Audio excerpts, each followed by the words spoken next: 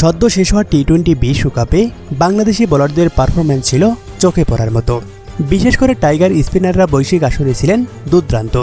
Rishad হোসেনদের coach হিসাবে Zimbabwe সিরিজের আগে দায়িত্ব গ্রহণ করেছিলেন পাকিস্তানের মোস্তাক আহমেদ। টি-20 বিশ্বকাপ পর্যন্ত মোস্তাকের সঙ্গে চুক্তি ছিল বিসিবির। চুক্তি অনুযায়ী ওয়েস্ট ইন্ডিজ এবং যুক্তরাষ্ট্র বিশ্বকাপ পর্যন্ত বাংলাদেশের স্পিন বোলিং কোচ হিসাবে কাজ করার কথা ছিল এই পাকিস্তানি কিংবদন্তির। তবে 2 মাসে শেষ হচ্ছে না মোস্তাকের বাংলাদেশ অধ্যায়। সর্বশেষ 2 মাসে বিশ্বকাপ জয়ী সাবেক পাকিস্তানি লেগ স্পিনারের কাজে সন্তুষ্ট বিসিবি।